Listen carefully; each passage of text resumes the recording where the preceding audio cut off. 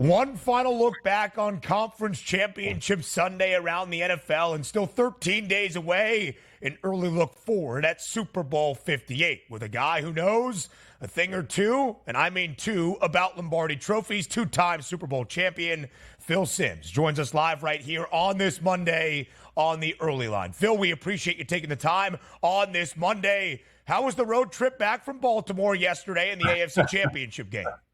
Oh, you heard me before we came on. It was awful. Trying to listen to the static and the scratch of the NFL radio or the game, the rain, trying to drive 8 million trucks on the road. It was just a thing of joy. And, of course, being at the stadium from about, I don't know what time we got there, before 9 o'clock all the way to the end, and probably an hour after the game, you just go. And I told you guys earlier, I just said, hey, I'm going to drive home. I'm going to get a little bite to eat. I'm going to watch the 49er game again on TV. I taped it and all that. And I said, nope, when I got home, that's going to have to wait till tomorrow. But listen, It was fun to be there. The crowd down there, the stadium, I forgot how awesome that stadium is. I remember it when I was doing games, and it was a tremendous atmosphere and a lot of good things to talk about. Phil, you were there at the AFC title game yesterday in the Charm City, and for the fourth time in the last 5 NFL seasons, the Kansas City Chiefs are headed back to a Super Bowl. From what you have seen throughout this playoff run for KC and what you saw yesterday during the AFC Championship, how are the Chiefs doing it again? Man, listen, it was a perfect example of really managing and coaching a football game to the ultimate extent. I mean, you couldn't do a better job if you're the Kansas City Chiefs. I mean, I felt like, even in the game, very early, I said, dang, I think Kansas City's already starting to bleed the clock, trying to shorten the game. And the play calls knowing, and I don't know how you guys feel exactly, but I think Baltimore, this is a game you look at and you go, or a year, let me change that, and just go, we are the best team. And I think it was almost universally agreed that they were the best football team. And their execution, maybe the game plans, all that just didn't fit the game as well as it should. And Kansas City managed it to a T. They ran the ball enough. They made a few great plays, throwing and catching, of course. And when they wanted to run outside, they just threw screen passes.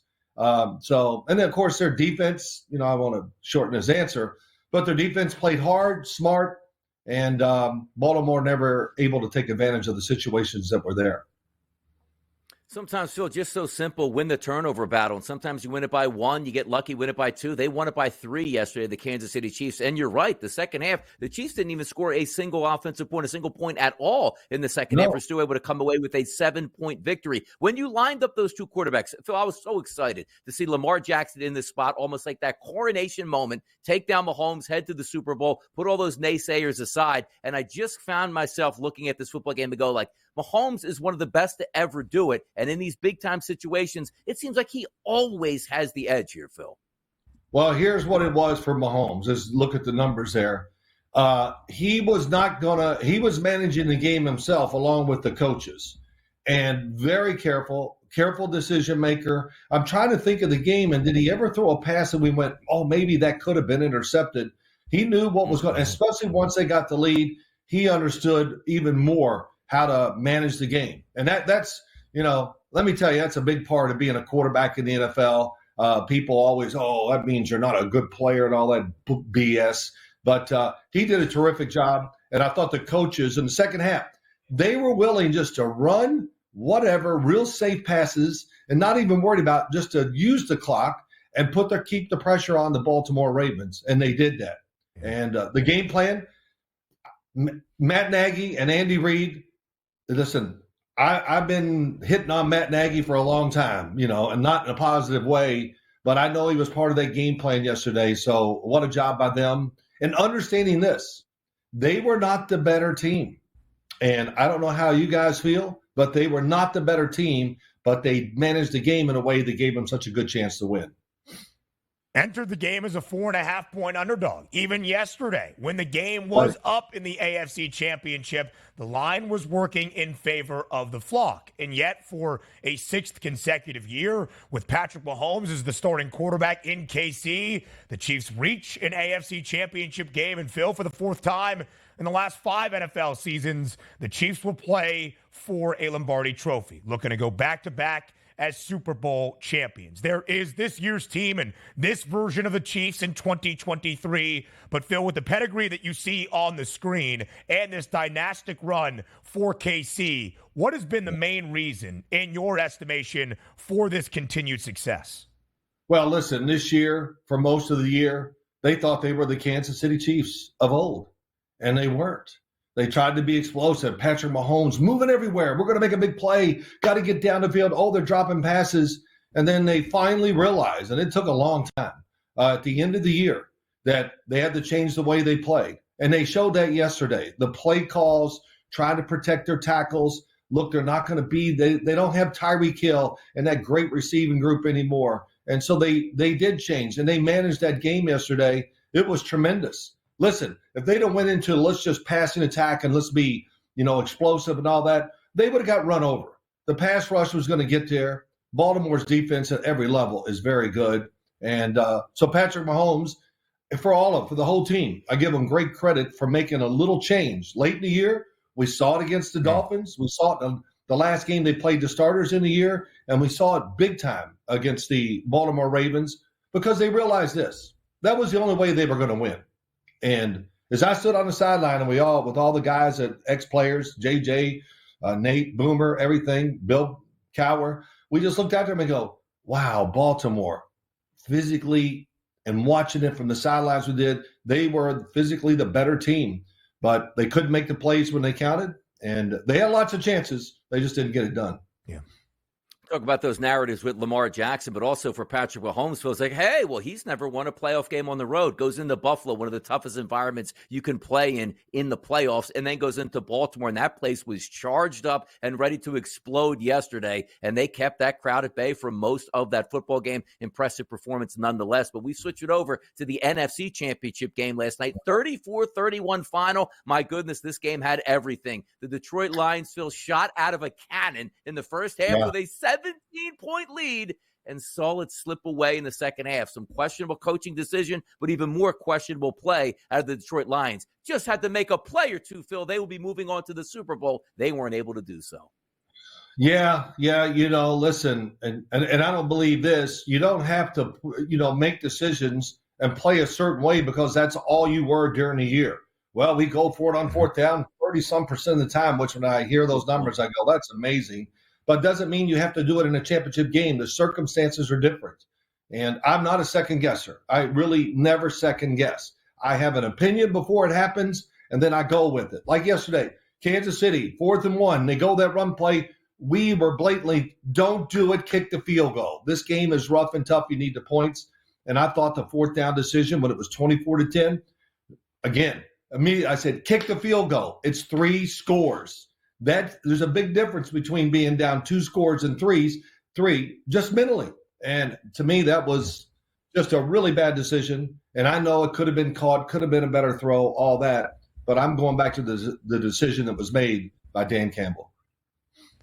Context certainly matters, and every decision that is made, certainly on the most significant of stages. The San Francisco 49ers back into a Super Bowl for the second time in the last 5 years. Phil, we'll let you get caught up on the NFC Championship game to break down the quarterback play, but you have seen the Niners throughout this season. You have seen Brock Purdy's role evolve in this offense. Where do you think his game is headed to Las Vegas, trying to orchestrate the offense for San Francisco?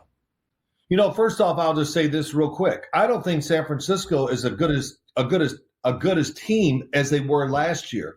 Last year, their offensive line could dominate. Their defensive line dominated. And I just haven't seen it this year. So it's more about we got to get everybody involved here and do it. But Brock Purdy, I thought what I could just watch in the game, I thought he played very well, good decisions, had the one long pass. Okay, a little luck, but who cares? But the 2 scrambles were huge. And hey, he had to do that. He brought him back in the last drive in the first playoff game to win, and he did it yesterday. Maybe now, I doubt it, the naysayers, they're going to wait for the Super Bowl and see if he can make a mistake so we can say we knew all along. But they give him no damn credit. Oh, he's not a special playmaker, all this other crap. Hey, look, the 49ers, that wasn't just strictly the football team and not the quarterback all year long. So Brock Purdy, I'm actually happy for him. I always feel bad for the loser, but I thought he played really well. And these 2 years he's played, come on, what has he got to do? It's amazing. So yeah, it's over. That conversation's over until the Super Bowl, and then we're going to restart because he's starting from everything's about this game. We don't care about your career anymore. So I got that off my mind. So I'll let you guys keep talking. it's an but interesting the look narratives because are crazy. They're crazy. Yeah. The narratives. Lamar Jackson. Yeah. They threw it too much. They shouldn't have done it. Hey, if they'd have ran the ball a lot and lost the game, well, they didn't put the ball in the hands of Lamar Jackson. So we got the answer. We'll just wait until the contest is over, and then I'll be right. That's what I hear on TV, and it drives me crazy. Armchair quarterback from a Pro Bowl quarterback and two-time Super Bowl champion there in Phil Simms. Let's move it forward to the Super Bowl. The early looks are out there. Brock Purdy is going to line up against Patrick Mahomes. The line currently here at the FanDuel Sportsbook, only -1.5 as a favorite towards San Francisco. What are your thoughts on this Super Bowl approaching in under 2 weeks now? Well, this will be interesting. I think the 49ers, the pass rush hasn't been as good, and I think they don't do a lot in pass coverage defense. And I think that's a big favor in big favor of the Kansas City Chiefs. When they have played, Kansas City's had great results on throwing the football down the field and things like that. And so, I think it is about the Kansas City offensive line, little suspect. Yesterday we saw that. That's why the Kansas City managed the game and stayed with the run and saved passes and all that. So this is going to be interesting that way to see if they can get to Patrick Mahomes and see if they can cover these guys down the field, which they haven't in the past when they played Kansas City. I think that's a great matchup to pay attention to here early on. 13 days until Super Bowl Sunday in Las Vegas. You can bet we will discuss and break down the game each and every day for the next 2 weeks. Phil, will we see you out there in Las Vegas? Donnie and I are headed out this weekend. We'll be right there on Radio Row. I will probably be over at Radio Row. Yes, I'm going out there on Sunday. I heard what you said there. I'm going to talk about the championship games for at least 3 or 4 days before I start going the other way about the Super Bowl. But it's going to be a lot to talk about. I will be out there in Radio Row. And, of course, CBS, we're doing the game. We're excited about it. And as I heard a couple people on the side, as we were leaving, and they go, "Oh, we're so lucky." And I said, "Well, why is CBS lucky?" They go, "Well, we got Taylor Swift." And I went, "Oh my gosh." Okay. Phil, you were speaking as the shot went to Taylor Swift and Travis Kelce on the on-field celebrations.